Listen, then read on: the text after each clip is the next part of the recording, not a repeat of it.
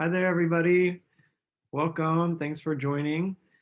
And let's get started. So, hello and welcome again. My name's Madison. If you don't know me, I am the current president of the Pencil Mileage Club.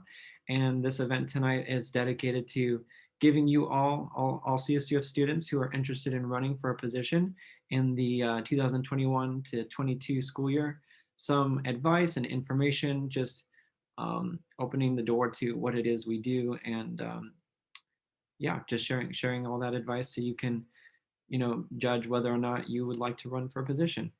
So without further ado, we can go to the next slide.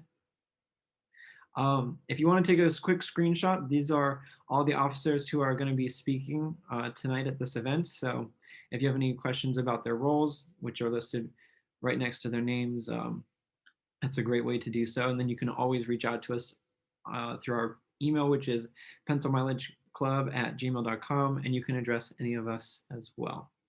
And then next slide. So before we get to any specific roles that you can apply for, just 3 general requirements of all PMC positions is that you are available on Tuesdays and Wednesdays from 12 to 1 p.m. Tuesdays are our officer board meeting, and then Wednesdays is our member meetings. And then Friday evenings is when we hold all of our speaker events, our social events, and so forth. And then the second point is having a Facebook account.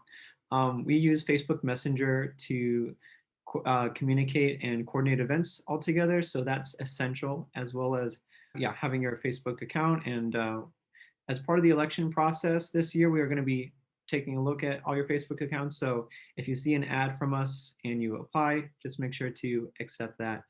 And then the third thing is to participate and help set up and take down for all major PMC events. This is assuming that the fall semester is going to be in person. So that's another thing. And just being fully present and participating in all of our events is another important thing as part of any officer position. So I'm going to kick it off to our event coordinator role.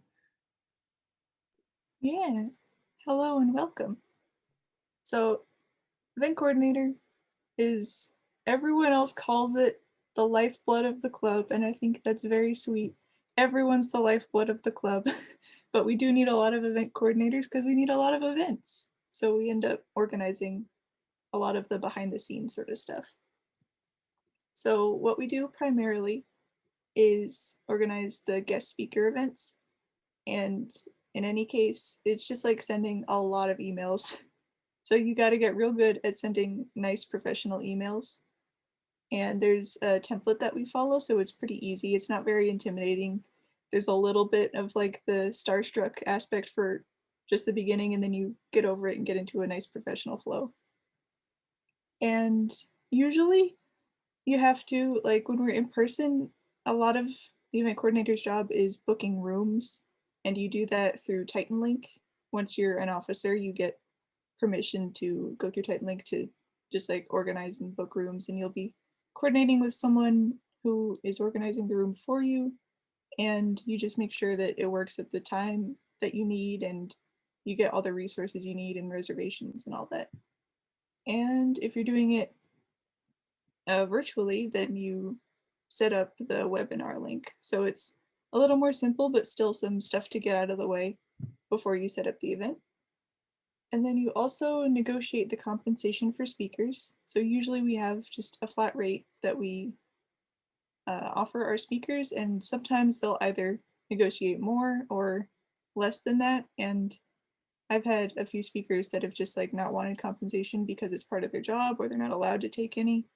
And there have been speakers in the past that do this sort of thing for a living, and they require a little more payment on par with what they usually do. And another thing that we do weekly is life drawing, and some of you have probably been to that before. And you also have to book that room when it's in person. It's a very different thing than the online life drawing has been, because it's all about the room and then booking a model for each week. And it's kind of like booking a speaker, and you also like get the form for them to get get their money and stuff. So you organize very similarly to the speaker events. And then you also have to make sure that you're available at that time every Tuesday so you can oversee the event. That's the same for online and in person. And then this was another in-person thing to keep an eye out for next year is studio tours, which are a very fun thing that PMC has done in the past, and I'm very excited for the chance to get back to them. And you reach out to contacts for the studios, and there's usually like a method for this. It's not asking for anything too special. They have this in place, so it's not like scary to do. You just follow the protocol basically, and you reach out to them and you get to ask for a studio tour, and you just negotiate the rides and then planning out times. I don't believe we're allowed to officially negotiate carpools unless you've taken like a safety Yeah, you do have to take class. a like a Castle Fullerton based safety safe driving class. It's fairly easy. It's pretty much like taking like the permit test, like when you're getting a driver's permit. But yeah, so after you do that, you're able to drive people. Yeah, and then you just organize that on like Facebook or something. You just come up with little carpool groups, and it's pretty easy after that. And then the last thing we do is just like social events, and we do a lot of like game nights now that have been on Discord, but we've also had some in person before things went online, and it's fun as an event coordinator to just get to come up with and schedule whatever your imagination can come up with for events. That's one of my favorite things to do, is just be like research cool coffee shops for us to do sketch socials at and stuff. If I'm passing this on to the next event coordinators, please go to Requiem. I have a thing typed up for you of like all the places that it's like a library of places we want to go and have been. Please contribute to that library and just also give Requiem love because they're the best. And the last thing we do is just collaborate with other officers. This is like this is just what you do as an officer in general, and it's one of the best things about it is just collaborating on all the club aspects.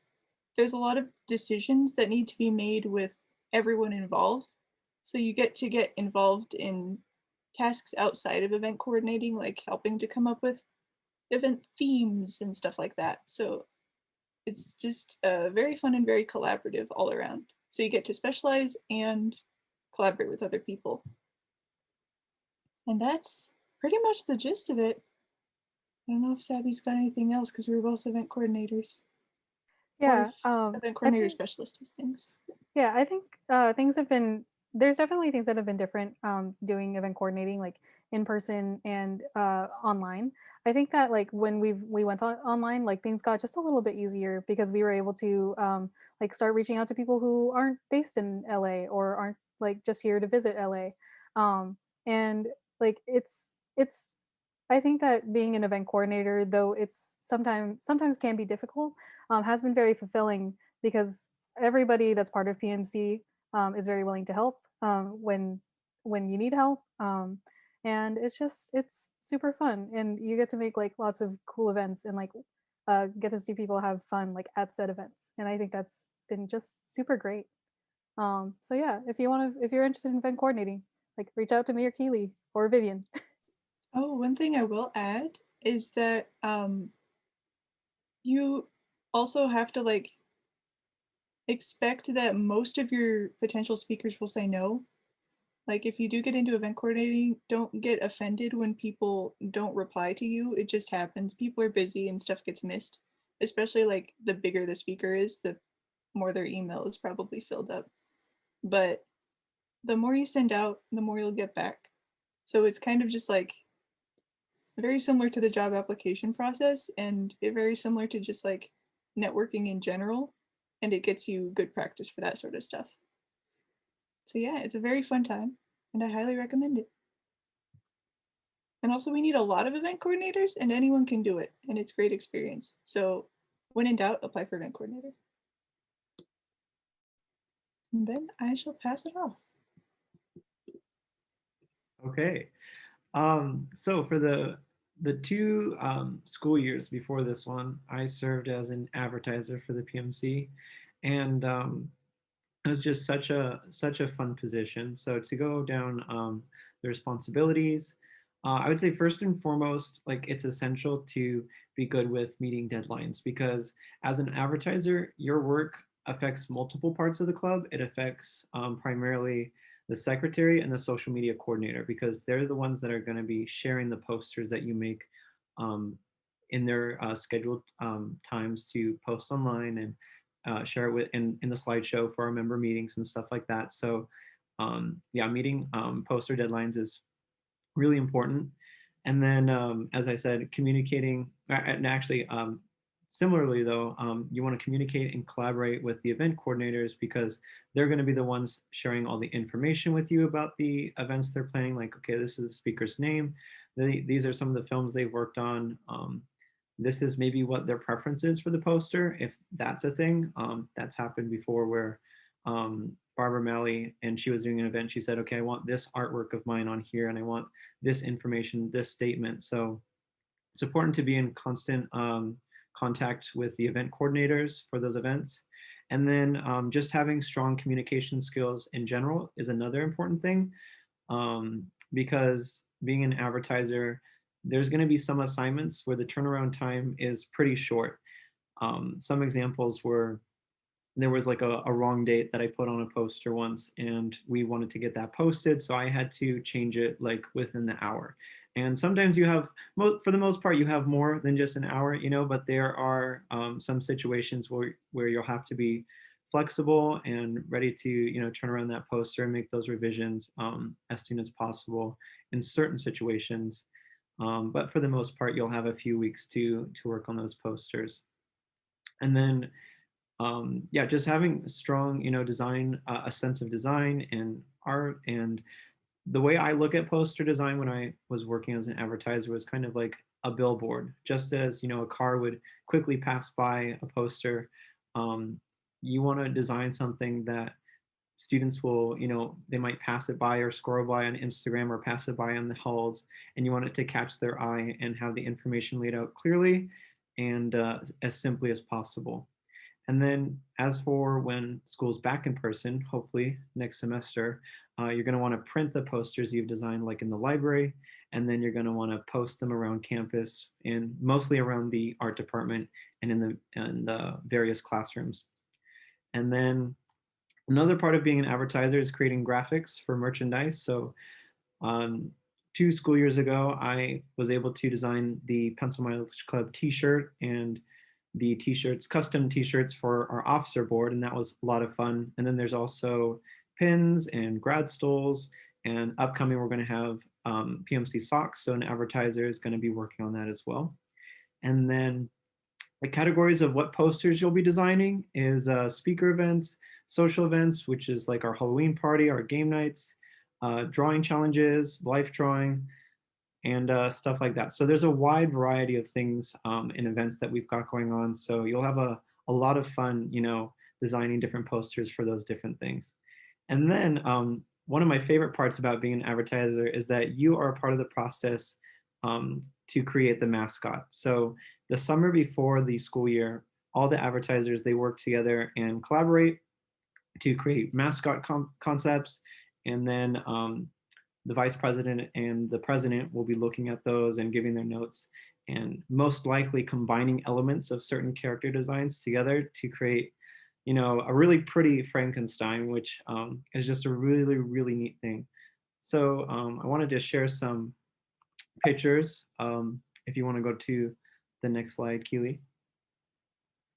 So these are some concepts for our mascot for this year. As you can see, um, so some things to note when creating the mascot is that it's our tradition to base our design on a sweet treat or a candy of some sort. So Princess Dip, like a chocolate dip fondue, and then Mel, which is based on like a s'mores, like marshmallows and graham crackers.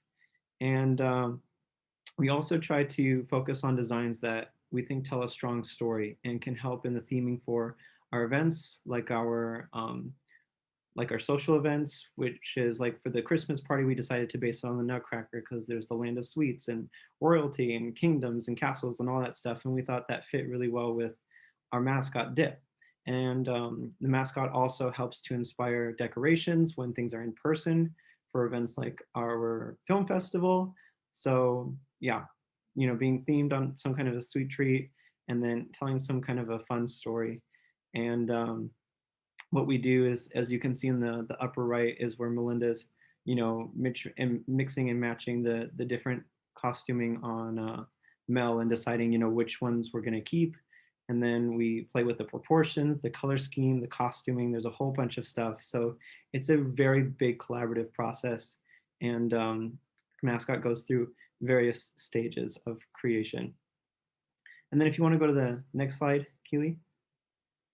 So these I just thought would be fun to share are some of the posters that I designed during my time during those 2 years. So we've got like the Halloween parties, sketch socials, and then the last one on the bottom right was one that Melinda and I actually collaborated on. So I created the design and then Melinda colored it, which I think was a lot of fun. So if you didn't get that yet, being an advertiser is hugely collaborative.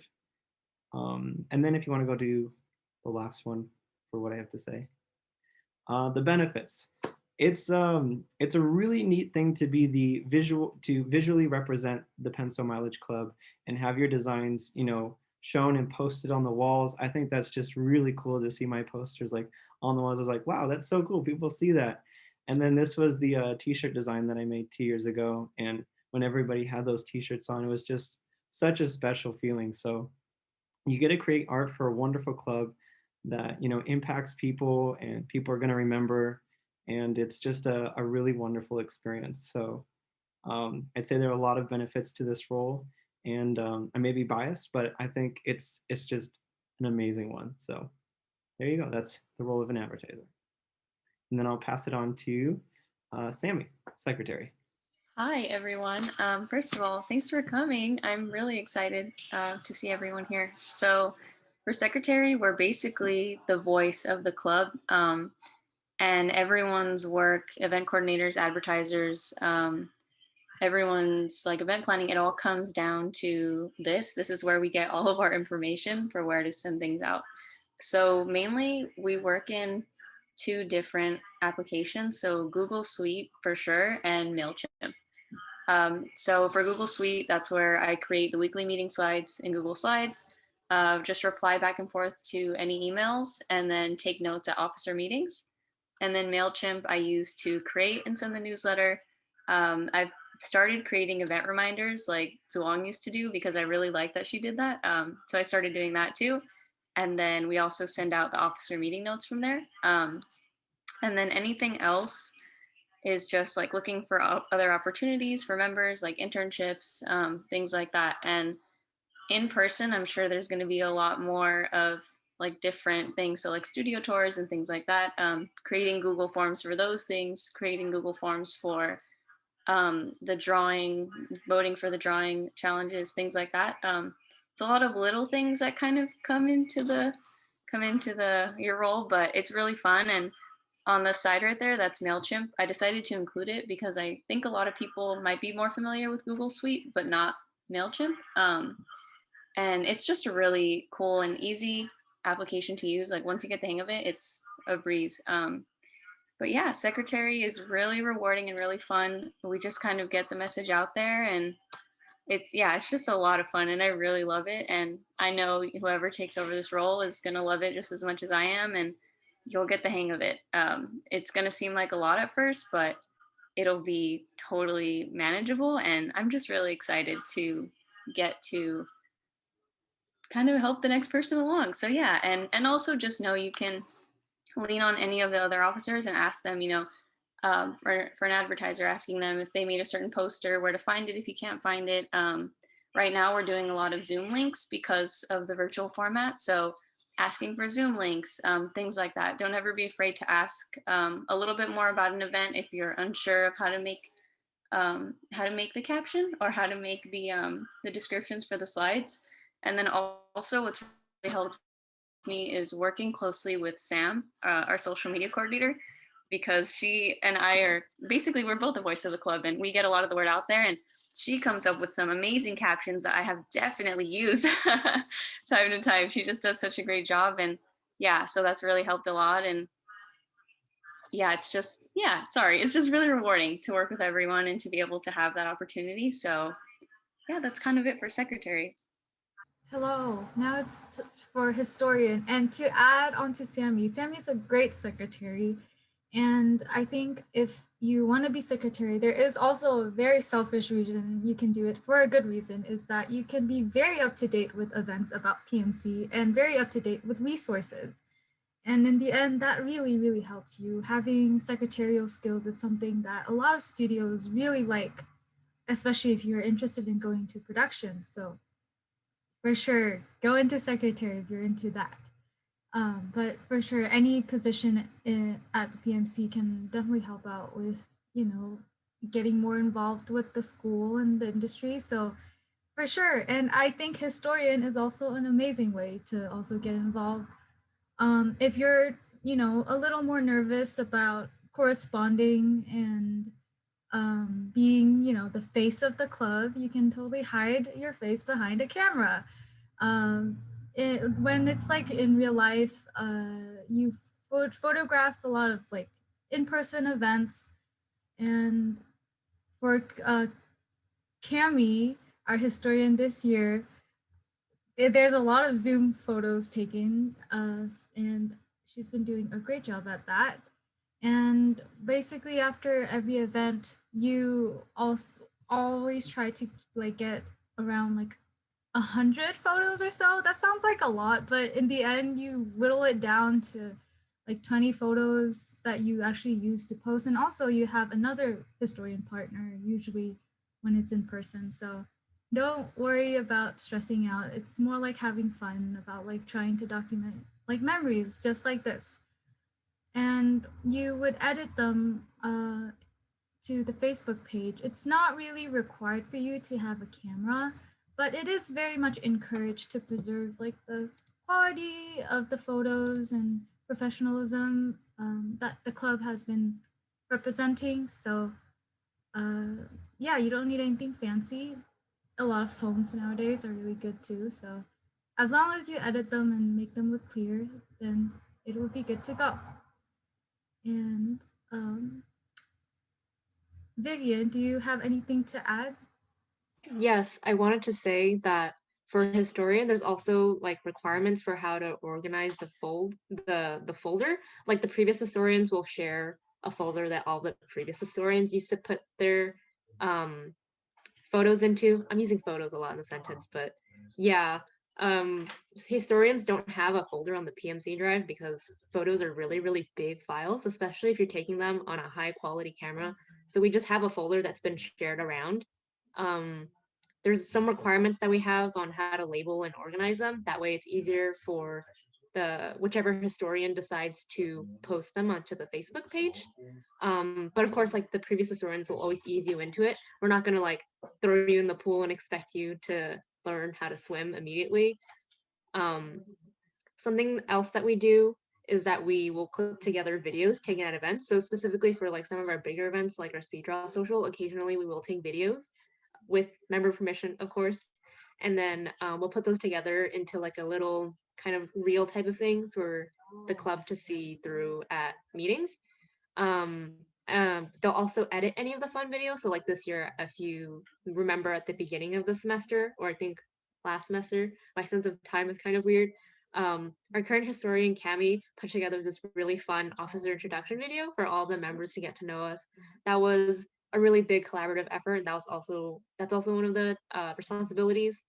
Another thing is documenting speakers in the PMC art book. This is something that we used to do when we were originally still on campus. We had this like clean sketchbook that we would essentially start collages of with the speakers that we had speak at our school.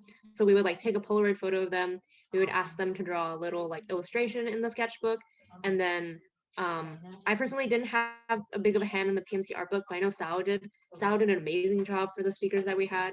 They like collaged it and put all this really cute washi tape together, and it looked like every girl's like Pinterest board aesthetic come true. It was really great. And yeah, that's all I have. Feel free to ask me questions if you have um, any regarding historian. Whatever happened to predictability? The milkman, the paper boy, evening TV. Did I get delivered here? Somebody tell me, please. This old world confusing me. Clouds as lean as you've ever seen. Ain't a bird who knows you're true. Then a little voice inside you whispers, don't sell your dreams so soon. Everywhere you look, there's a heart, a hand to hold on to. Everywhere you look, there's a face of somebody who needs you. Everywhere you look, when you're lost out there and you're all alone, life is waiting to carry you home. Everywhere you look, everywhere you look.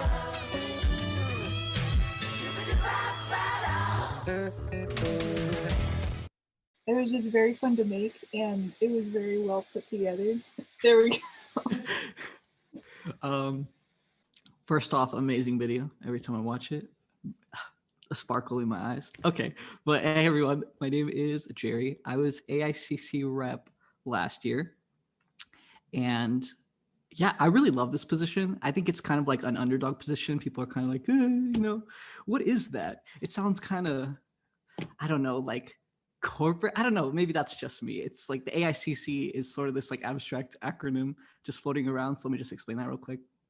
It stands for Arts Interclub Council, and it is really just a collection of student art clubs. So ceramics, dance association, classical paint society, and then PMC. There's about 20 of them. And they all gather on Mondays. So you have to have this Monday time slot open, 12 to 1. And it's just where you gather and primarily ask for funding, approve funding, deny funding for different arts events. So for you, if you're the AICC rep, you go in to the meeting and you can, let's say we want a speaker. It's not always a speaker, but let's say we want a speaker. So we'll go in, we'll say, this is the speaker we want. They have a really unique technique or they're really successful and we think it'd be really beneficial to have them. They're asking for this much.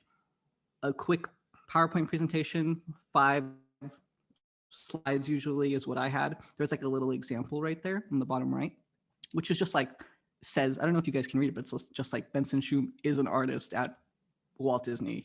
He worked on these films. Like it's really basic information. And you fill out a couple of forms that also have pretty basic information. You kind of like work with the event coordinator that's in charge of that event because the event coordinator usually knows a little bit more about that speaker. And that's it. You get approved for it. Usually I always got approved for it, but it's really easy to justify or explain the benefits of bringing these speakers. So it's all around a really good time. And I did add public speaking because that's like the primary thing you have to do. Sorry, but you have to do in this position. But if you're like a shy person, if you're like a quiet person, I'm a really shy person, I'm a really quiet person, I think you can still be really successful in this role and have a lot of fun. So I think you should go for it. I think you shouldn't hold yourself back. You got this. And yeah, that's pretty much it. Hello, everyone. I'm Angie, and I'm the PMC librarian this year. It's a brand new position. It debuted this school year, 2020. And basically, essentially, this position is, obviously, it's not like full. I haven't fully fulfilled my duties since almost half of this position is dependent on in-person activities, but there's still a lot to do, even remotely. So first and foremost, I oversee the PMC book collection. We have a lot of books. I knew before I became a librarian, I know PMC had some books. I didn't know we have like, I think like over like 100. And I was just like, whoa. And so I think I think it was amazing for PMC to create a brand new position to basically offer our book collection and share it with our wonderful members. So first and foremost, we oversee the book collection by looking for any books that could be added to our library. We're always adding new books every year, and that should be like an ongoing process. So basically, what I did in the beginning of the school year was I created a survey to ask our members and even officers, anyone can offer any suggestions of books that we can add. You know, hey, what's a book that you want? Let's say like, oh, I want, and someone might say, I want the art of this movie, or I want, you know, Tuesday tips from Grey's and Norm in the book collection, and I'll like take that into account. And I can work with the treasurer and the vice president to see which ones can be purchased. If it were in person, I would have gone to several bookstores, especially specifically like art-based ones, to find some that are actually in person and actually look through the books. You know, but unfortunately I couldn't do that this year, but hopefully next semester. And the main in-person activity is setting aside an evening per week, similar to lab hours, where members can have access to our books. So essentially what you would do is, you know, reserve a room, like a specific art room. And that way members can come in, check out books and read them in that time slot. And for that, I'd also have to get in contact with the on-campus library to see how to rent out books and how the actual Polack library does their thing so that we can replicate it for our club. Unfortunately, I couldn't do that this year, but really looking forward to next semester where I can finally get on with those activities and in free. And the second biggest thing, which is something that I'm working on currently and what future librarians will work on, whether it's remote or not, is the PMC history project, or the research project is another name for it, where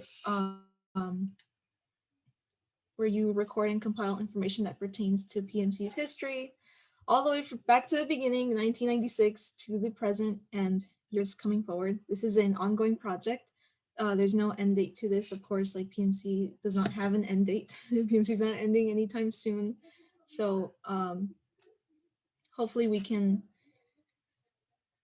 sorry, hopefully PMC goes on for many, many years to come, so that, which means our history is always expanding.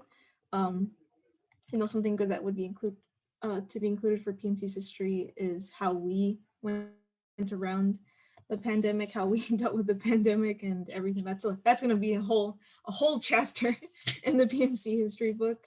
So, and basically the way that you can kind of do this is reaching out to alumni officers and ask them about their experiences with PMC.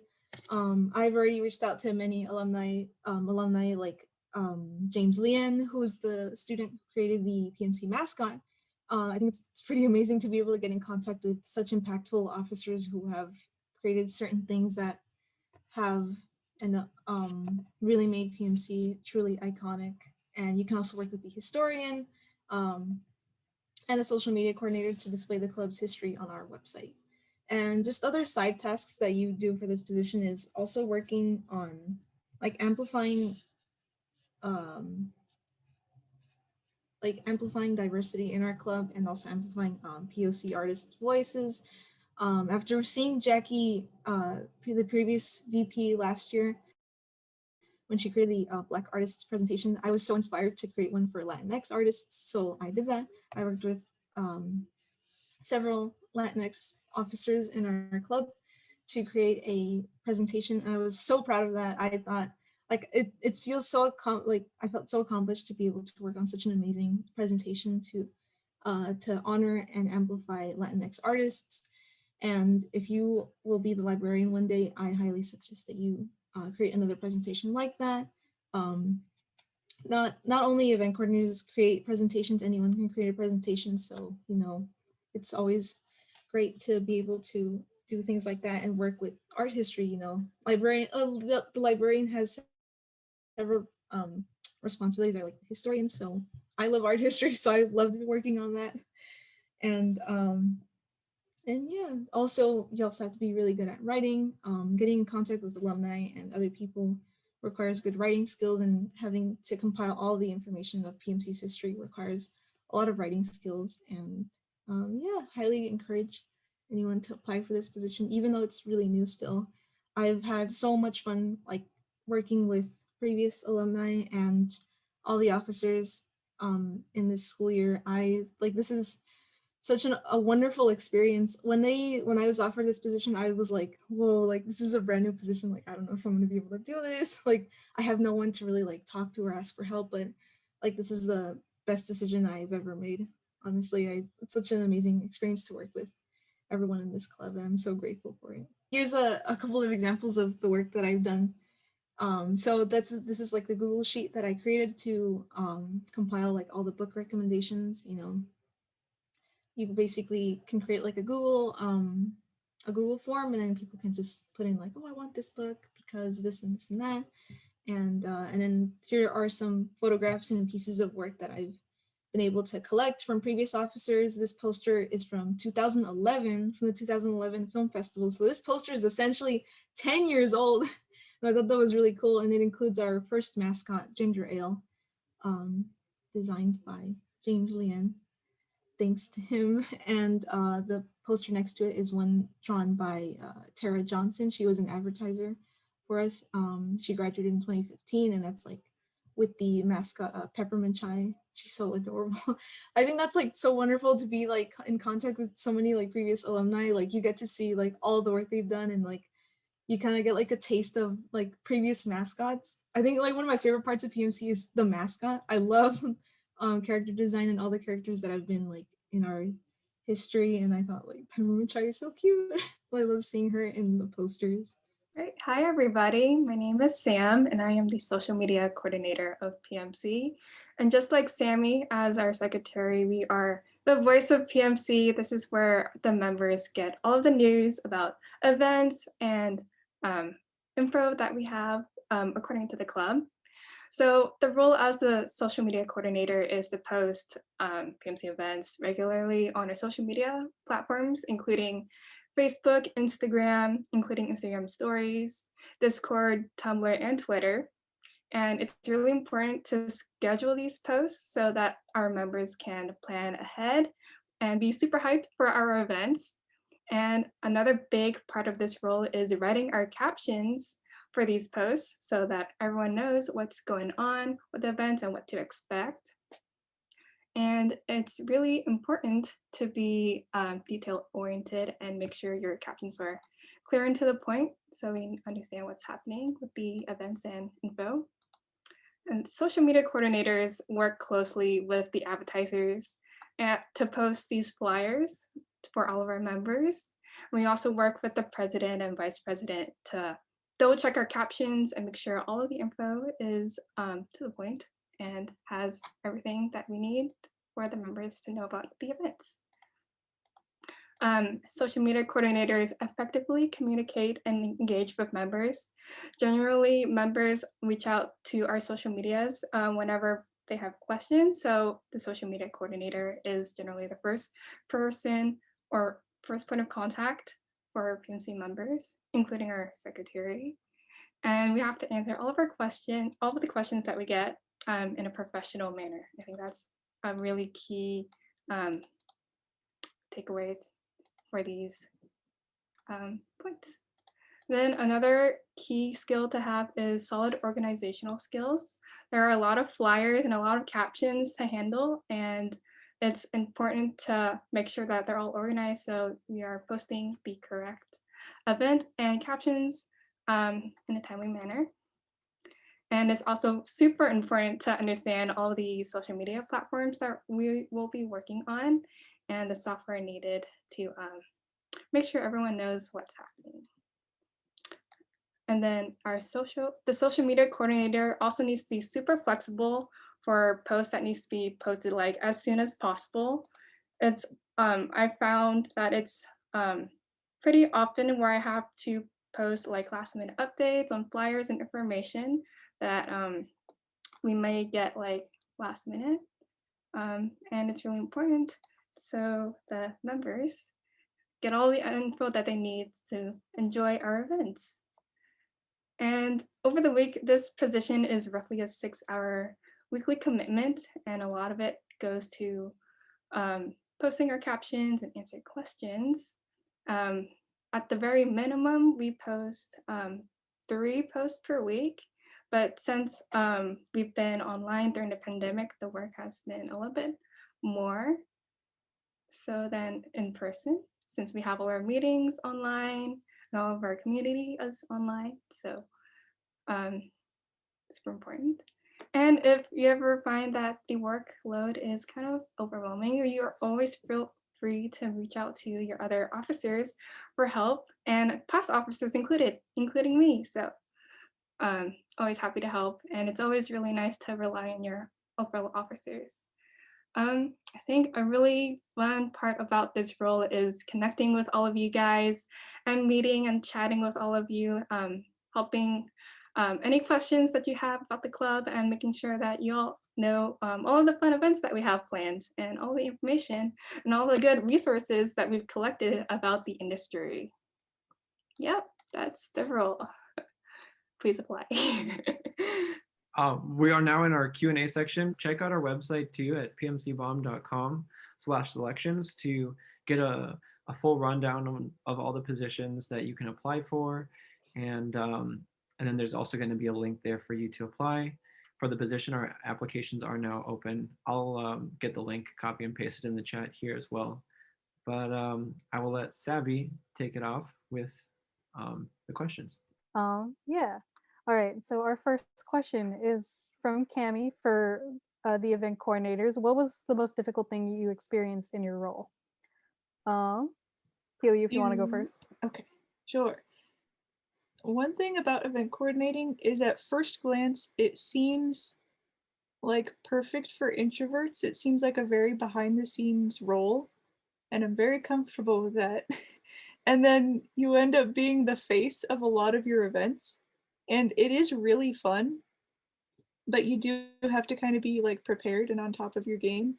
And it's really fun to coordinate a bunch of events. And then by the time you get to them, you realize how much you've coordinated and you have to like be all there to be the face of it, especially with digital stuff, because usually in person, you're just like in front of people for a little bit and you're like, here's our speaker, and then the speaker talks.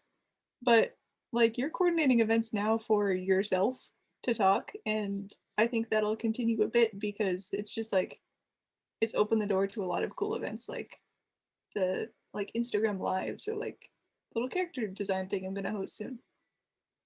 But that's been the most difficult thing for me, I think, is just like getting in like the headspace to be able to public speak, I guess, and just make it a little more of like an extroverted role sometimes. But it's very rewarding and fun, but that's probably the most difficult aspect of it for me. Sabi, do you have that? Yeah.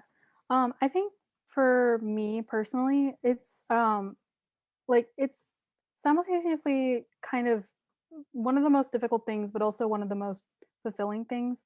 For me, like personally, I have a tendency to like when I get an email from a speaker or from a contact for a studio tour, I tend to like zero in on like my response. I tend to spend a lot of time on my responses to make sure that they're professional, but also like just to make sure that I have like the right voice for it. So I spend a lot of time on my emails to the point where like sometimes I'll be in the middle of class or I'll be in the middle of like maybe hanging out with some friends and I'll get an email and I feel the need to answer it right away. So I kind of zone out with that. But it's been very fulfilling because I've been able to like get a studio tour for Nick and get a studio tour for or I only got the one. Hold on. I'm remembering wrong. I was going to get one for Blizzard, but then the pandemic happened. But like I always like I like the crafting of emails. So it's difficult, but it's also nice because like then I'm like another step closer to getting an event all set. Yeah, that's it for me. I can actually second that one too, if I have a part two, because I know like it can be very hard to like get the right tone, and I've definitely, Madison knows this, overthought what I've said to speakers for like days when I shouldn't have. But it also like, I'm glad for the experience because once you get over that, then it's like, it's such good experience just to have for yourself because you're going to be sending a lot of professional emails in your life. And that's like a really great production sort of skill to have, or just networking skill to have. So it's difficult, but it'll really help you get where you need to be for the jobs that you're looking at. Yeah. Another thing that I want to mention, like a lot of event coordinating is like not only reaching out to speakers, but also reaching out to others like in our club. So a lot of the time, if I am coordinating an event, I tend to ask a lot of questions to like Madison, Melinda, sometimes Sam or Sami, and like it's very much like you aren't just doing it things alone. You're always collaborating with everybody else in the group. Um, and I think that like because of how collaborative it is, like it is hard work, but it's so like I love doing it, and I'm going to miss it like when I graduate this semester. Yeah. All right. Let's move on to the next question. Unless Keely, you have anything else to say? Can I say I'm something good, for thank you. the event coordinator position? Oh yeah, Vivian. Yeah. I think one of the difficulties I had with event coordinating was knowing when to be more hands-on and then knowing when to kind of lay off. You have to be a little bit more hands-on when you're reaching out to speakers, when you're planning and setting up specific dates and times for your events, and then also with following up with confirmed speakers. But you also have to know when to lay off. So say you're waiting for a response. Typically, you don't follow up within like a couple days. You give them a week or so, and then you follow up just because people have lives, and sometimes it's kind of off-putting when you come on really eagerly as well. You also have to lay off, like say you have a speaker confirmed already, then it's just a matter of waiting for the event to come. And when the event is a little closer, then again you have to be hands-on. You have to follow up with them, make sure that things are still happening, get any forms to them, and etc. And also, if you decide to be a part of an event that say includes Poly Squad and WIA, you also have to know when to be hands-on and hands-off too, because Poly Squad and WIA and like those other sister clubs, they will pull up their end and you have to trust that they'll pull up their end, but they also put their trust in you to contribute and pull up your weight. So that's one thing that I had to learn as event coordinating and as an event coordinator. All right. And I will move on to the next question. So Sean asks, is there any I'm gonna, sorry, let me backtrack. Sean is asking a question for the AICC rep. Is there any competition for funding from the other clubs, or does everything usually work out? Okay, that's a really good question. The short answer is usually everything works out. All art events are like really easy to like explain the benefits of, but especially for, it gets harder to sort of justify the more the price goes up. But for PMC specifically, we rarely like exceed asking for $100 each time. It's usually below that, so it's no, we're usually fine. But I also did want to touch on something that I didn't mention earlier, which is one of like the little benefits of being AICC rep is that you get to do like research on each speaker because you have to present on them, right? So you know a little bit more about them when they end up speaking. So your questions, you can format them a little bit differently and a little bit more uniquely. Like when Raha came, I knew a little bit more about things she didn't talk about that she like had on her resume because you need to present on her, right? And so the questions I asked her, she was like caught off guard, but really interested in answering this really like obscure almost question.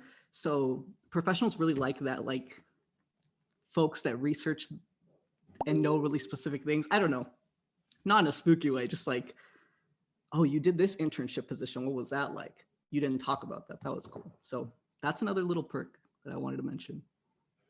But yeah, no, not a lot of competition. You're good. You're good, Sean. All right. But I will get started for the next question. So Ramon asks, for secretary, what are useful skills, either soft or technical, that you consider you would need in order to succeed in the position? What was the most difficult obstacle you faced, and how did you solve it? Hi. So I think, first of all, thanks for asking such a great question or questions. I actually compiled a list because there was just so much to think of, but definitely useful skills: being organized, detail-oriented, open-minded, and adaptable, because as Sam was saying, there's a lot of changes that come up, especially last minute. So sometimes like a poster has to be edited, or a link is different, or a link has to be added or something like that. And that usually, sometimes it happens the night before the member meeting when everything has to get sent out, or sometimes it happens the morning of the member meeting. So definitely having that open mind and knowing it's going to happen and it's okay. Everyone, it's just something that happens and everyone really appreciates it. And it's really important to get the correct information out there. So that for sure. Time management also, because I didn't really go over how long it takes, because I'm going to be honest, I don't know. I just kind of do it and I've never really kept track. But I usually start the slides and newsletter on Monday, and then Tuesday after the meeting, I edit anything that needs to be edited. And then Wednesday morning, up until the time of the meeting, I also edit anything that needs to be edited for that. And then with officer meeting notes, that kind of takes place during the meeting. And then I just send the notes right after, if I have time before my class, if not after. So communication is also big, because I'll be asking advertisers, the vice president and president, event coordinators, anyone, the information that you need. So if it's a poster, a link, further information, you just want to have that clear and open communication to be able to ask those questions. Gratitude for sure. Know that even though secretary is a lot of work, all the other roles are also a lot of work. And it's a privilege and a pleasure to be able to have this position. So just know that, like, be grateful. Everyone is working really hard behind the scenes. So there's that. Technical skills, I would say Google Suite for sure, because a lot of what we do is in there. Note taking and typing. I'm not the best typer, but I can type kind of quickly. So that kind of helps with that. And then as well as listening is huge during meetings and taking notes and things like that. But for what was the most difficult obstacle, I would say at first it was the learning curve of how to learn everything, especially with MailChimp. I was a little nervous. I wasn't really sure how things worked, but it's just the learning curve and being patient with yourself and knowing you are going to get it. And it does seem like a lot up front, but it's just because it's new. So yeah, just have that faith and know you will get the job done, and you'll know how to do everything quickly. It's just because it's new. So yeah, thank you for that question. All right, cool. Thank you, Sandy. I'm gonna do Wong's question because I think that came up after this one. So I do want to ask, how has it been navigating a new position for Angie? What responsibilities have you added / changed to the role so far? At first it was like a little bit like nerve-wracking because I thought, okay, new position, and knowing that it was gonna be like remote, I thought, okay, like what can I do without feeling like, oh, I don't have enough to do, or I don't know like what exactly to do or when to start the research project. And I guess something I changed was like making sure, like from the start, I knew like I want to make a Latinx artist presentation for Latinx History Month. And the timing was just right because I was like, okay, nice, like it's Latinx History Month. That was like October. So I already had the idea and I was like planning it out, and we thankfully that came out like super well. But that's something like I like thought of and I sort of changed in my position. You know, like librarians aren't really supposed to make presentations, but like I did one and it was like such a fun experience. Anyone should be like making presentations or something I want to do as well is like make like a Friday presentation or an Instagram live video to kind of just increase like our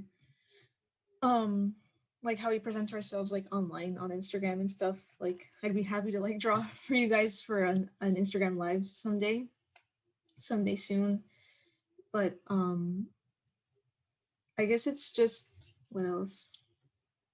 So I think like finding things to do that you can collaborate with others on, I think is like a great way that I sort of found like my place in the position. And just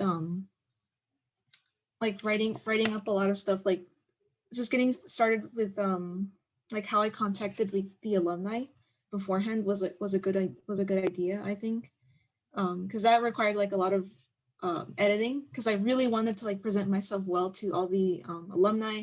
I mean, first of all, like my position didn't exist when they were in school, so I had to basically be like, it's a new position, I do this, I do that. So getting started on that pretty early was something that I did in order to prepare myself for that role. And after that, it was just kind of like, it just became like routine, like, okay, like, hello, my name is this, my name is that, like, this is what I do. And yeah, I'm really happy with like my position currently.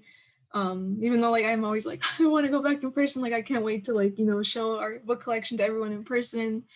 I'm really satisfied with how like I've worked with this position even remotely. And it's always like a pleasure to see alumni reply to my emails and share their like work from, you know, years ago to me. And I'm just like, oh my God, like I'm gonna show this to like everyone. Like I can't wait to show like all these like artifacts to like all our members. And just it's like so fulfilling to be able to like record PMC's history. Like I love history, I'm a history nerd, art history, like any type of history, and I love compiling like all that information for everyone. But yeah, it's like at first it was like nerve-wracking, but then I got the hang of it really quickly, and it's lovely to be able to work like in a brand new position and being able to be like in control of that. All right, so cool. Thank you, Angie. Welcome. All right. So next question. These questions are a little bit. These next two questions are a little bit general for the election speeches. So I'm going to probably ask them at the same time. Give me 1 second. Okay, so Julian asked, I know you have to make a video when you apply for a position. If you're planning on running for more than one position, do you have to make 2 videos, or is just one for both roles?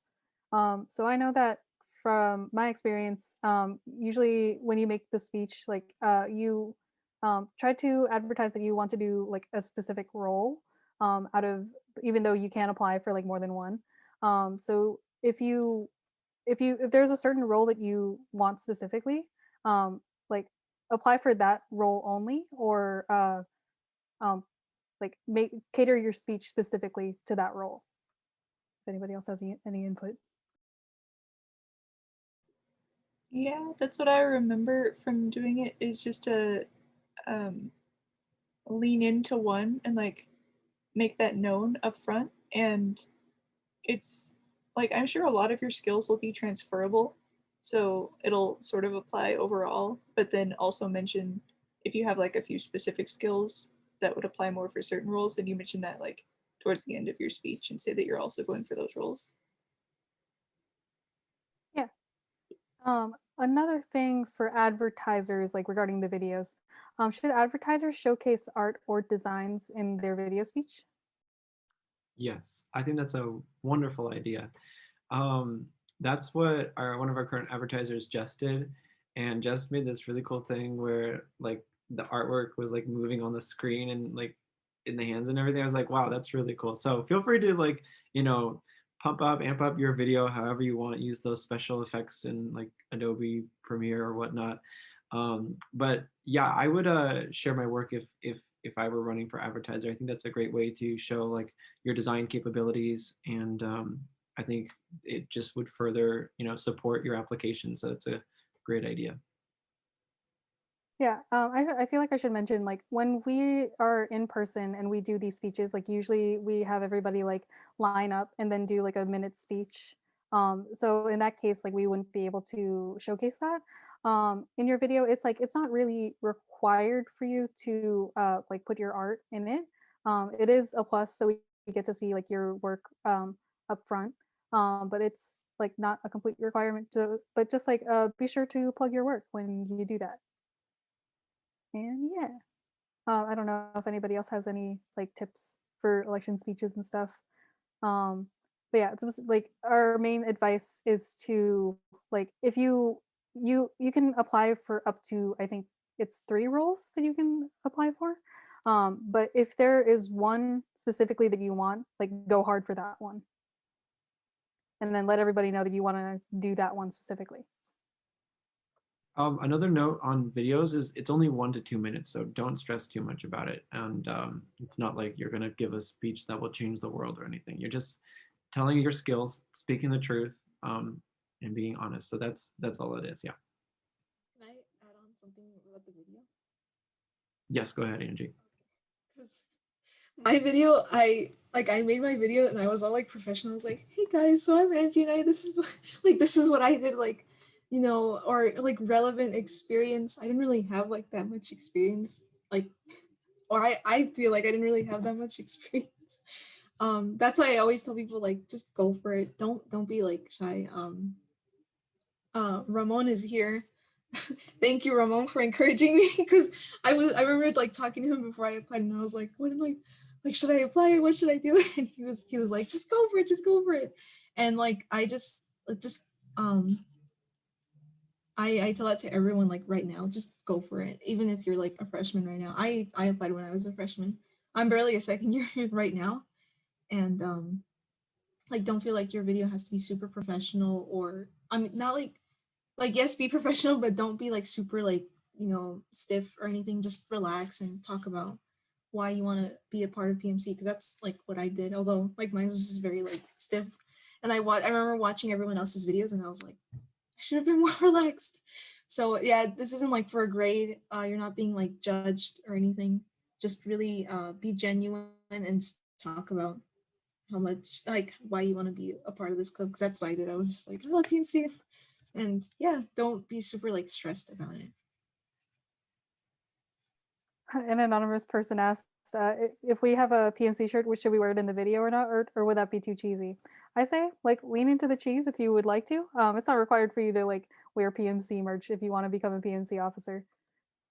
But yeah, like if you want to be cheesy, lean into the cheese. What we mostly want to see is like we want to, like Angie said, we want to see like who you are as a person. We want to see like uh, just we just want to meet you. And yeah. Like you saw our Full House video, right? You can lean into the cheese. Yeah. Cheese is the main flavor palette of PMC. So true. All right.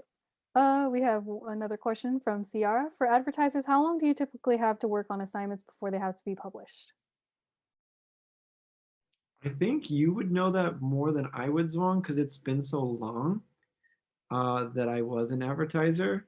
I'm guessing like 2 weeks to 3 weeks, I think, in general, for posters, but for like the mascot, that's like a month or multi-month process, because that's like a long thing with constant revisions and notes. But I believe on average, from what I remember, the vice president gave me 2 weeks.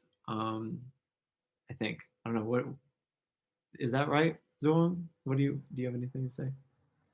Yeah, I would say it's definitely around 2 weeks. Most of the time, the vice president is very aware of the advertiser schedule and how each person's workflow is like. So sometimes they would give you an extension of 3 weeks, so they would plan out the deadline like earlier than they would expect it to be turned in sometimes, to have that leeway for you to be flexible and just in case if there's any personal life issues coming up. So yeah, definitely like around 1 or 2 weeks. It depends on the event and how complicated the design needs to be. I feel like sometimes if a poster is like simpler, it can be turned in a week, and it also depends on like how fast the advertisers work. So I know like Jess, oh my god, they are so good at like coming up with beautiful designs and like very fast too. So for sure, it also depends on how the vice president like gauge your flow, like an art director, you know. So Yeah, just to add on that, like in my experience, there were some times where I told like the last VP, Jackie was like, hey, I want to do the poster for this event. And I know that's like 2 months from now, but I want to do it. So that's like another thing to have that open conversation. And then, you know, the VP can assign you to that as well. So you'll have a lot more time if you want to do it that way, if you know an event's coming up. But then also, like I mentioned before, there is, you know, some situations where we're like, oh my gosh, we don't have a poster and this event is like in 3 days. Like sometimes, you know, you'll have to be flexible and make something really quick. Obviously, it's not going to be, you know, the Mona Lisa, but it's going to get the information down so people can, you know, see what the event's going to be like. So yeah, it's flexible, but you know, normally it's going to be 2 weeks. I saw Sean ask this earlier, and I know we like touched on it with him, but this might apply to multiple people. What is the deal for if someone is graduating like halfway through the year, if they're allowed to be an officer or not? So like a semester. So our expectation of the role of the responsibility would be that the student would be available for the entire school year, since we only hold elections, you know, just once a year. I mean, it would be a case by case basis, but from, you know, how we run our club, it would be the expectation that the student would be available for the entire school year. That's a good question, though. can I add on to that? Yeah. We did have some officers in the past that graduated like halfway through, but you know, when you're running for officer, it is a full year commitment. So even if you've graduated, you're still gonna continue on your duties on that role. So we have event coordinator.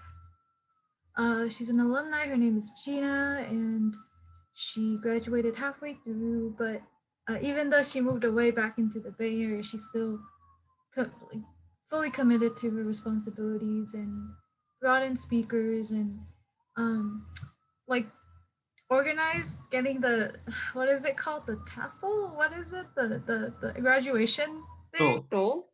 Yeah, stoles. So yeah, it was really really cool. So if you're really passionate, like go for it, but yeah, do make sure that your commitment is there and you're like following through. Yeah, Gina worked really hard. Like I met Gina during a Blizzard tour that she organized. So she like she really like went hard with the whole event coordinating thing, and I'm still impressed to this day for that. But yeah, if you are going to graduate like in the fall, just be prepared to like continue being a PMC officer after you graduate. Yeah. I think that's like something that happened with me and Keely. Like we both didn't know if we were going to graduate in the fall or not. But like after my first year, I was like, I still want to do this. I still want to like have another year at this because like it's so I love being an officer. So yeah, like yeah. I just wanted to say, like, not to harp on the run for AICC rep, but I know Christina felt similarly and I felt similarly about how it feels sort of removed, but it really isn't. Like, you're so involved with every single person on the team, and it's so influential to like the financial longevity of the club. And it's a lot of fun. It really is. And you get to see like all of the arts as a whole at the school. So just wanted to plug it again. You guys got it, but whatever is your passion, but you can have fun in all aspects of the club as AICC rep. You are 100% alongside all of the folks here. Look at them. Look at us. Me, the one person with my camera off. No, but yeah. Okay, we did get one more question from Cami. Have there been any officers that had to leave mid-year to study abroad? Looks at Keely. I was wondering if I count because I did mine over the summer and it was only a week. So there was like we don't have a lot of summer events, but I know when stuff was in person, we did have a couple meetings over summer just to kind of get to know each other and to paint some cardboard cutouts and stuff. And I knew for that period of time that I was not going to be available, but I think by that time things were not online yet because I was abroad. So I don't remember it being an issue for me, but it was also not like half a year because I know some study abroad things are longer. So I guess it depends on the position and what would be required in person versus being able to do remotely, and for how long the study abroad is. Yeah, I think we have had it a cup or at least once, not when I was an officer, not well, I've been an officer, but while like previous people have been officers. There was like I think a time when somebody got an internship and they weren't able to like fulfill all their duties. So we did get like an interim advertiser, I think.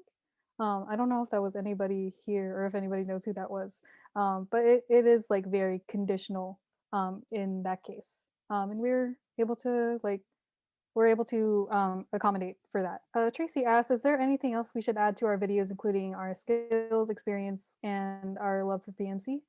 Also, y'all are awesome. Much love to you all. Very true. Everybody here is incredible. Thank you, Tracy. But yeah. I have one. I think it's like it's a good balance to include all of those, like a resume, I guess.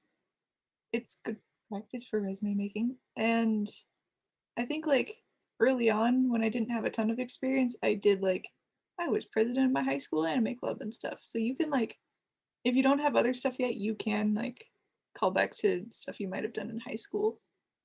And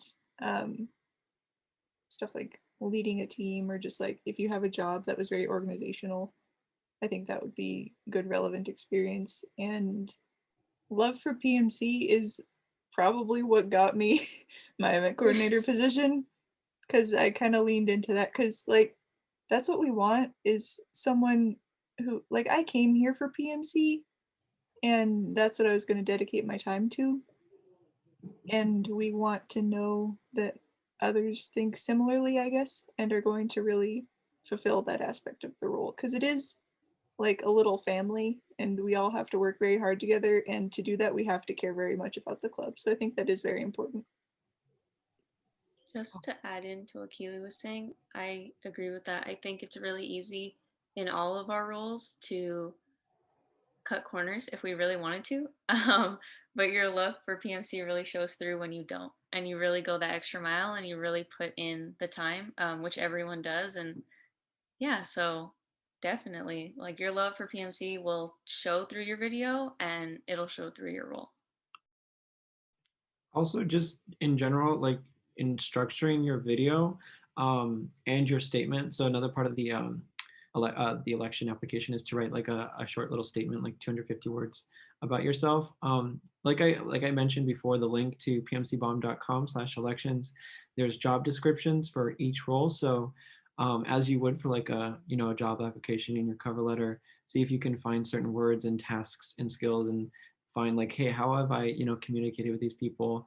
Like, okay, an event coordinator is contacting all these people. What experience have I had that relates to that? So hopefully that website and those descriptions help you to structure, what experience to draw from as you talk about. I would say this, you definitely do not have to do this at all, but this is just like retelling alumni stories. Our legendary historian Ian Chu, when he applied to be historian, he like brought like a photo album of like wedding photos he took and like so many other more photography stuff, and he just to prove like, hey, I really love taking photos. And obviously like he didn't need to do that, but he went the extra mile to show how much like he would love to get the position. And it's more like about passion and how you would able to present it more than anything else. So just like tied together like what everybody's been saying. That reminds me, like, showing who you are is a major part of, I wonder if Angie knows what I'm gonna say, but showing who you are is a major thing to do in the video, because like you're going to be working with these people, and a lot of the officers who are already in the position are going to like want to, like, they already know what it's like to work together, and they want to know that they're compatible with you, so just be yourself. And the thing that got one of our event coordinators his role was because he showed up with a bunch of free Monopoly cards, like one free game of Monopoly with Trent. And that was pretty much his speech. I don't remember much else, but it showed exactly who Trent is. He's like very extroverted, and we're like, a lot of us already knew his work ethic and stuff too. So it's not like he was just being funny or whatever. It's like, it was just a way to show who he was that was very genuine to himself. I know, Vivian, I feel really bad. I have it somewhere and I really wanted to use it. But just like a little thing like that, in addition to your skills, I think would also just you don't have to do a free Monopoly card. You don't have to make a big show of it, but just remember to be yourself, because that's what's important. Okay, I did miss a question from Duong for Madison.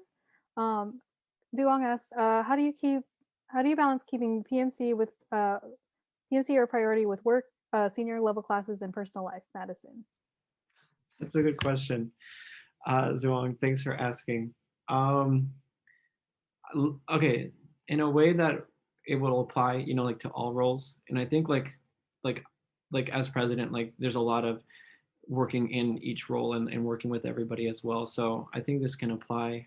Let me look back at the chat really quick just to make sure I see the question. I can post it for you. Thanks, Sam. Sorry. There it is. Okay. Boundaries are the first thing I would say. Just because like the PMC, you know, it's another responsibility, it's another commitment, and it takes time. I said in the chat earlier, like each role is on average like 6+ hours of work each week. So I would say, you know, just setting those boundaries. What I try to do is set like Tuesdays and Wednesdays as like my PMC days. So those are days when I try to set meetings and when I, you know, just sit down and get the work done. I'd also say, I guess in general, like scheduling everything in a calendar. I've got like everything, like to-do lists for each day. Like this is what I'm gonna do. Some days when I have time, I try to set out how much time I want to spend on each thing.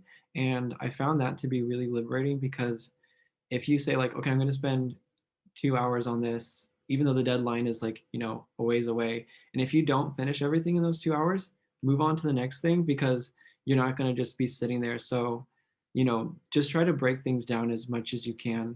And another thing for PMC is communication. That's really important, but it's also important in an age where everything is online to, you know, have those communication boundaries. Like it's important, you know, to be responsive within like 24 hours to messages. And sometimes there's situations where people need you to reply like as soon as possible if we've got an event going on and something went wrong.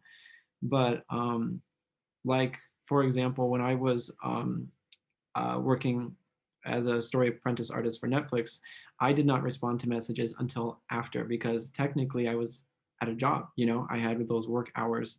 And, but like when there was a Wednesday meeting and I had to leave during the lunchtime, you know, that's when I would check messages from time to time. I'd also say, looking back, like balancing, it's important to vocalize your needs. Like we've said a lot, this is super collaborative and we're all here to help each other out in our needs. So there's been times when I've told Melinda, hey, like Melinda, I'm really like busy right now. Can you please help me with this? Or could you lead this meeting this week or oversee this or contact this person? So that's really important, is having that open communication and trust, because we're all here to support each other. And while this is a commitment and a responsibility, we don't want this to be, you know, sucking everything out of you. Like this is something to balance with with everything else. And then personal life, that's a tough one. Personal life as a student, I'm not the best at that. But you know, sometimes you just have to make time for it. You can't just let the time show up, because that won't. You have to like schedule it in and say, I'm going to spend the rest of this evening with my family. And I think that helps a lot. I don't know. I could go on, but hopefully that helps. I would just say boundaries, setting those boundaries. And I guess just in life too, like I think for all of us, this has been, you know, a tough school year. And it's just really hard. So, and there's so much just staring at a screen. So something that has helped me is to remember to kind of enjoy life right here and right now, instead of thinking like, once I graduate, everything's going to be wonderful. It's going to be rainbows and leprechauns. I don't know, you know, and a pot of gold. It's going to be wonderful. Don't think like that. You have to water the grass that you are standing on right here, right now. That's what someone told me last semester. I was like, oh my gosh, you're so right. Because I was thinking, this is really hard. This school year is really tough. I'm just waiting for it all to be done. But you can't live like that, because you want to make sure you're happy today. So that's, yeah, just important to make sure you enjoy every day and take time for yourself and for your family, and it will it'll help make the experience a lot better. Yeah, I feel that too. Listen, like I am a big advocate for like making sure everybody gets like a good amount of sleep. So if you're not sleeping a lot, you better be. Vivian, Keely, I'm looking at you. Good. Thank you. But yeah, I think like taking care of yourself is very important. And like even as an officer, like there are things that happen in life, obviously.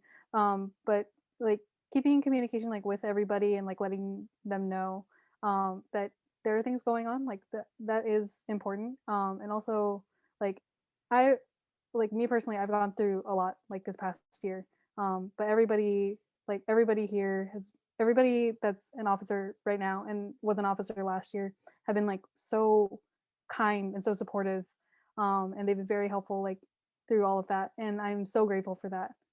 And yeah, like ultimately this is a family, and like it's one that I will cherish for the rest of my life. But yeah, that being said, we do have one more question. So how strict is that business casual dress code for the introduction video? Not at all. I don't know if anybody like some people did go business casual, like especially my first year. There's my dad. Especially my first year, but it's like it's not required at all. Some people like wore their PMC shirts. I wore a Pepe the Frog / Dat Boy t-shirt for mine. But yeah, it's not required at all. As long as you're wearing clothes, that's the most important thing. As long as it's clothes, then you're good. Yeah. For mine, I just wore like this shirt. It's like those shirts that have like a collar on it. No, it's not like a collared shirt, but it's like that shirt's like cotton and it just has like the white collar like popping out. Like I just wore that, and I think I wore like workout shorts under because all I showed was like this. So it really doesn't matter unless you're gonna be like walking around the room. Like don't worry too much about it. Yeah. Lindsay Wong had another question for Sam. How do you organize checking every social media platform? Do you schedule an hour every day to check PMC's accounts? There's a lot of things going on, and I feel like some people come to social media accounts for answers all the time. Yeah, for sure. Definitely a lot of scheduling ahead of time. What I like to do is I like to post events like a week before they happen. I constantly check like the PMC calendar on when I am going to post that. And I generally post on the same day. So that's just my workflow, kind of a lot. I don't recommend it. A tip I would have is to craft the captions like a day or two before you post. But as long as you get the post done, that's all that really matters. And answering the questions for sure is a really big one too. I try to reply no longer than a day, but usually I reply in like several hours. So that is an ASAP kind of top priority thing. So yeah, for sure. It's a lot to juggle. I want to add, Sam scheduling all of the postings in the Google Calendar helps me out a lot. So if you're a social media coordinator, please do that for your secretary, because I look at the calendar and I see that she's going to announce a certain event on this day. And so I'm like, okay, well, now I'm going to get the materials for that event because I know she's going to post about it and we're going to announce it. So yeah, thank you for doing that, Sam, because it really helps. Hey, so glad that helps out. And even if you find there are days that you're busy, you can like move events that you plan to post, but as long, I mean, my benchmark is at least a week-ish before the event, but yeah. I know in previous years, social media coordinators have used like different programs to schedule posts.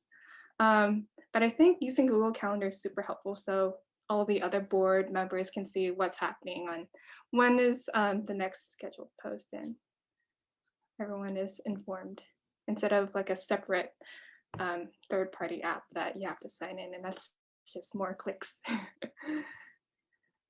I actually had another question for Sam. Like, given that we've been online for this year, have there been any like, are there any like responsibilities that you've like asked other people to help you with at all? Um, I think the only responsibility that I've had help with was managing the Discord channel. That is a platform that wasn't really familiar with before PMC. And Walter has helped me a lot with all the new members that are coming in. And we do have this rule where all members have to have like their first and last name. So he helps me check in all the new members that are coming in. And yeah, and I asked Belinda to help me post on a Tuesday, and that was super helpful. But yeah, reach out to your fellow board officers. Super helpful, a lot of trust, it's a lot of fun.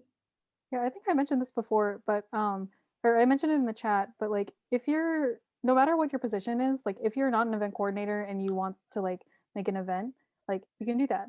If you want to help like with the Discord or something, you can do that. I don't know, I don't think I've ever seen like somebody who's not an advertiser like do an advertisement aside from like the president and the VP. But yeah, like your roles aren't set, so you can like if there's something that you want to try, like we're open to that. And usually, like, if you want to dabble into other things, then, like, don't feel like you have to do it all. You are almost always able to ask the other officer, like, can I have some help scheduling this event or working on this poster or something? Like, what do you normally do for a poster? How do I book a room? Like, I have the speaker in mind and I've emailed them, but I don't know what else to do from here. So, like, it's very collaborative. You can all go into different areas if you wish.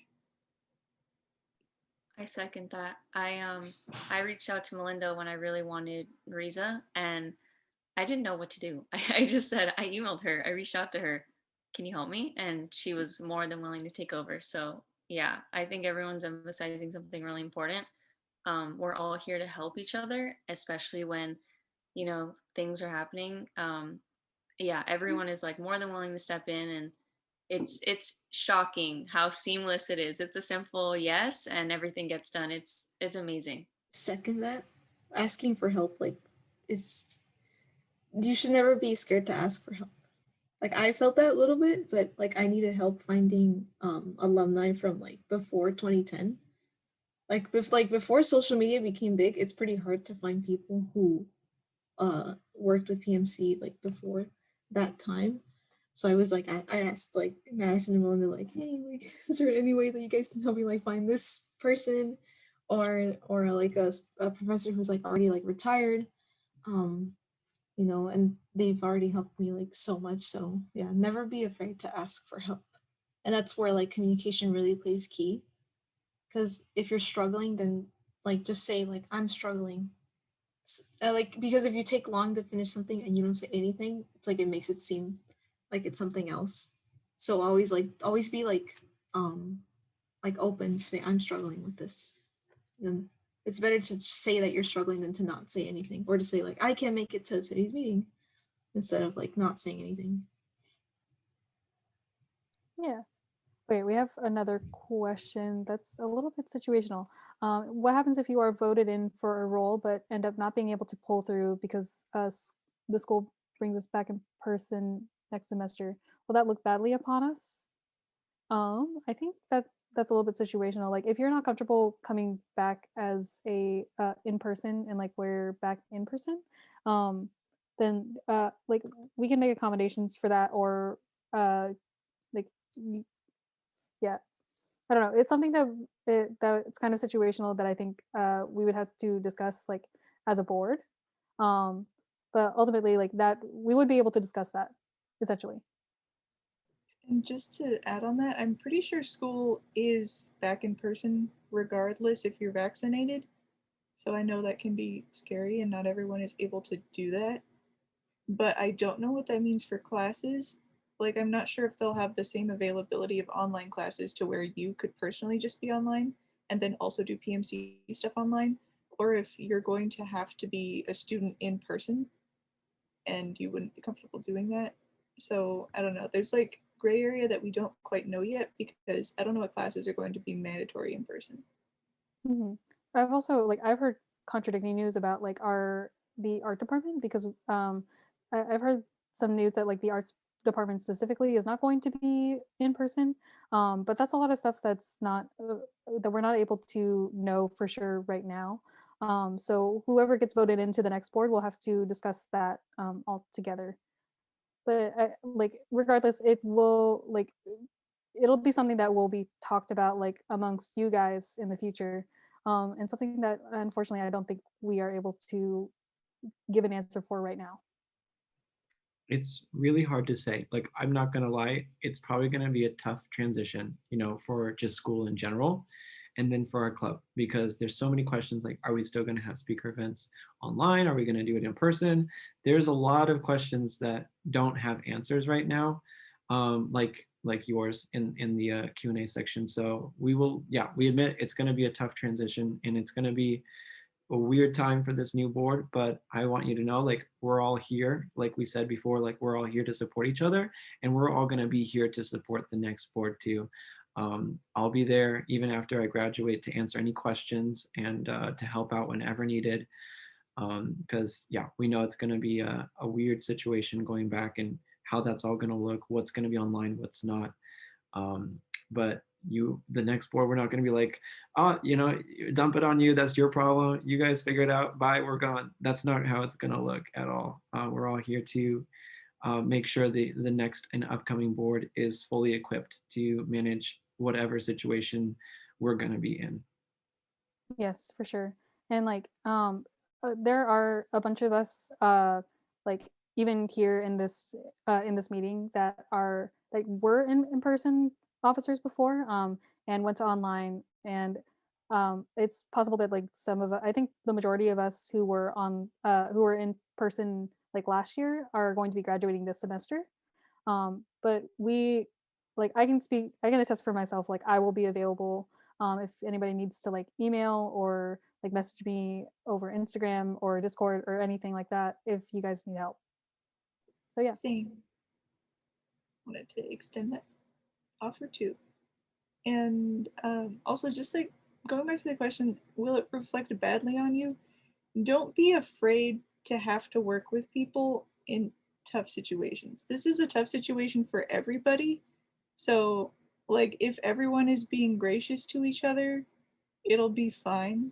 Just don't worry about it. Just like ask what you need. The PMC board is, I've never seen it not full of kind people. So everyone will be able to work it out together. Don't be afraid to ask questions like that and accommodate your needs. Can I just add? I wanted to say, I think as officers, we've cultivated a really good tradition, and I've only done it once, but I can tell from everyone else's experiences that we've cultivated a really good tradition of having a strong environment of people who care and support each other. And no matter what, everyone is really nice and accommodating, and you don't have to worry about, am I gonna look bad or are they gonna think down on me? No one is thinking that. Everyone knows, life happens, and everyone is just like really happy to help you, no matter what. So be rest assured that everyone thinks you're awesome. And just to reiterate what Sabi said in the chat, in case you missed it.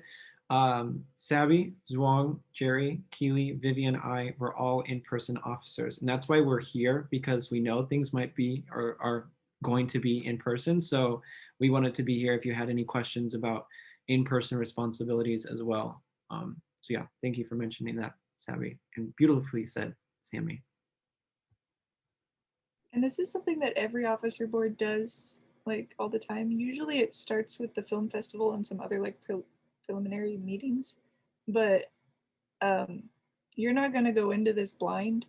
The previous officer board will always walk you through everything you need to do, and anyone here is able to fulfill those tasks. So don't be afraid that you're going to be underqualified. Just apply and we can help you through it. Just, if you want to take one more screenshot, we'll just have that up there real quick. Take your screenshot, your pictures, your selfies. You can take a selfie with the list if you want. Please take a selfie, tag me. I'll do it. Here. Yeah. Hang on. Oh my god. Okay. Influencer moment. There we go. 1, 2, 3. 1, 2, 3. Okay. I suppose, like, if we have any closing thoughts. I want to just say I applied for secretary the day before the application was due because I was literally terrified I was not going to be able to do it. So don't do that. Apply, even if you have just the slightest thought in your mind, like, I think I want to do it. Do it. Do it. You never know what's going to come of it. Because of that, I was able to be in such a great team environment, the best team environment I've ever been in, with all these wonderful, amazing people that I love so much. So please do it. And know you can do anything you set your mind to. As long as you have it in you to do it, you can do it. You're going to do it, and it's going to be great. So I just want to say that. Okay, Cami had a good question. What's something that you wish you knew before you became an officer? I think I wish I knew how non-intimidating it was, because I always thought like the PMC officers like before me were like the coolest people in the world, and I was like, I'm never going to be able to do this.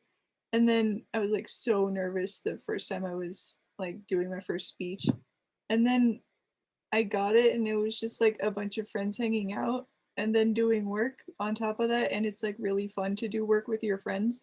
So it just became super chill, and don't be intimidated at all, because it's just like a good time hanging out and getting really good work experience. Same here. I was thinking like, oh man, like everyone here is like so like big brain professional, like adults, but like we all have like, we're just kind of like a group. It feels sometimes like just a group of friends at one point. And yeah, to second what Sami like said, don't be afraid to apply. Please do it. I think I did it like the night before. I think I submitted my video the night, like a few hours before it was due, or like an hour before it was due, like last minute. So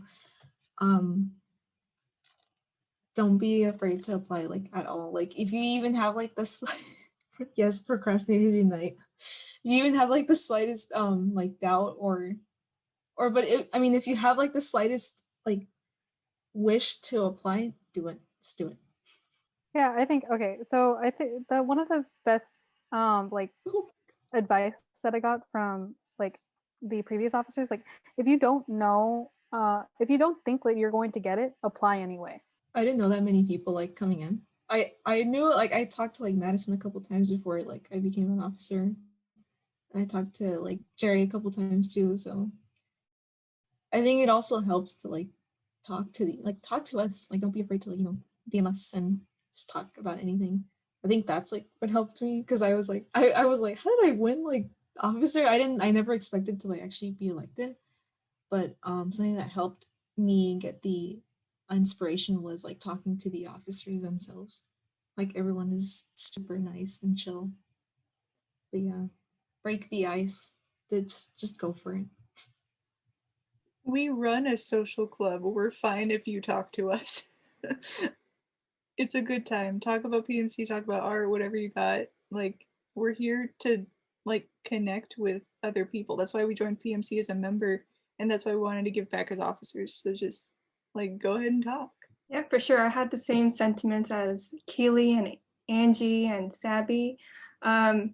really thought that talking to PMC officers was kind of intimidating. I'm a transfer student, so I didn't really know anyone when I went to Fullerton since I'm from San Francisco, got the bridge and back. And I used to see these officers as like, I put them on a pedestal. They're like, oh my gosh, CSUF celebrities. But no, it's really like working with like a bunch of friends and a bunch of artists, and we all like go through the same things, go through the same art struggles, all procrastinate. So it's a really fun time. It's a get to meet a lot of friends and work in a team, and it's a lot of fun. I would just say like closing note, or like when you were saying like what everybody wants, like something to say and like what I wish I had known.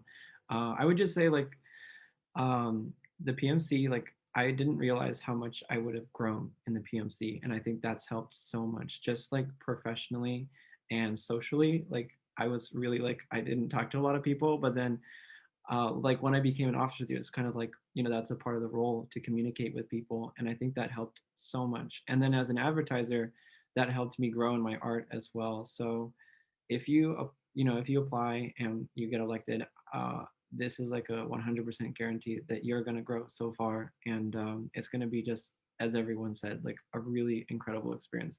Not even say like life-changing experience, because it's that amazing, and it's helps prepare you so much. And like everyone said, like it's such a gift to work with all these amazing people, like all these people you see right here, like listen, like, you know, just listening to them, like how professional and wonderful they all are. It's just amazing and kind and real and honest.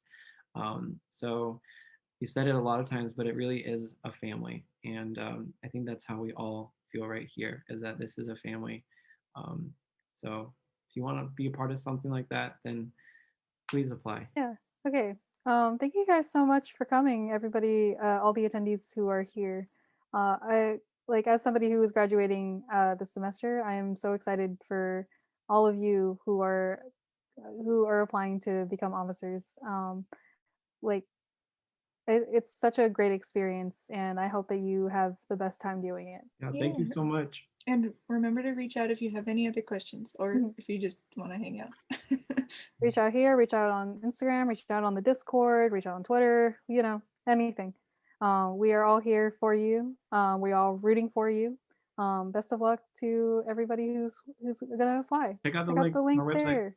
All right. Thank you guys so much. Have a good day. Have a good night. Bye, y'all. Bye. Thank you. Thank you.